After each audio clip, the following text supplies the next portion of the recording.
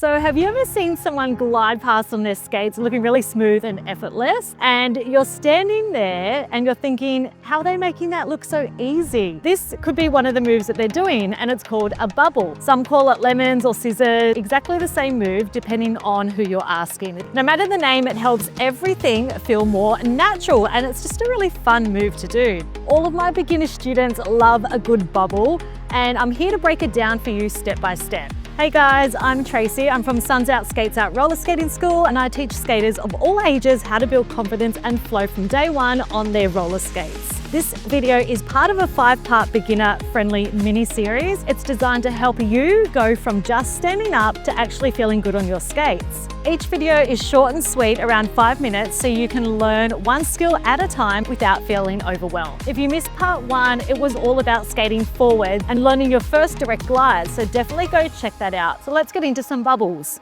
With your skates in a little bit of a V shape. You're going to make sure your knees are nice and bent, you're standing upright with tall posture, and that your arms are out nice and strong for balance. So the first thing you're going to do is you're going to bend, and you're going to let your skates roll into a big bubble shape by pressing on your inside edges. So you bend, let your skates roll forward, press on your inside edges, bring your knees in a little bit, and then your skates will finish in a triangle. So to get a continuous bubble, instead of your skates coming to that triangle, you're going to let them line up parallel and then bend and then do another one.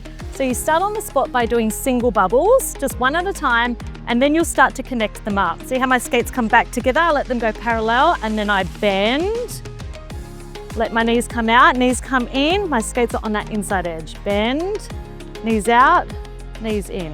As your skates become parallel, you press on your outside edges a tiny bit to get your skates to go back into that V stance, and then press on your inside. So parallel, going to your outside a tiny bit, bending, coming on your inside.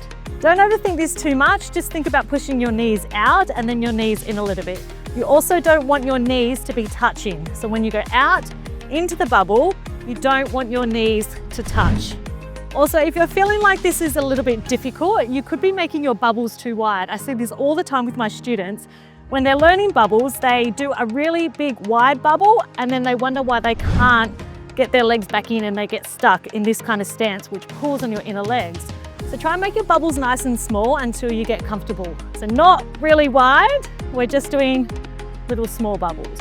And you want to think of doing a little bit of a rhythm. So make sure that you're bending down and then coming up, bending down and then coming up, bending down and then coming up. So the reason that we do that is because when you've got that rhythm and that motion of bend and coming up, that's what starts to drive you forward. So if you're doing a bubble and you bend down and then you think about coming up, see how I've just lost my speed there?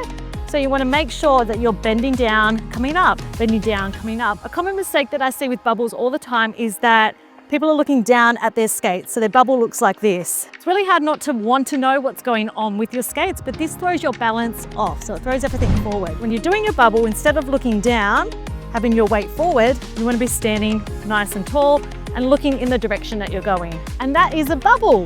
It's your first glide move. It adds some flow and control to your skating, and just remember to take it really slow. Have fun with it. And if you're starting to feel that little spark of joy when you're practicing, then you're definitely on the right track. Next up in this beginner mini series, we're learning how to stop. Because let's be honest, skating's a lot more fun when you're not relying on walls, fences, or your best friend's arm to slow you down. If you missed part 1 where I taught how to skate forward, go back and watch that. Thanks for skating with me today, guys. I believe in you. Keep practicing. You've got this.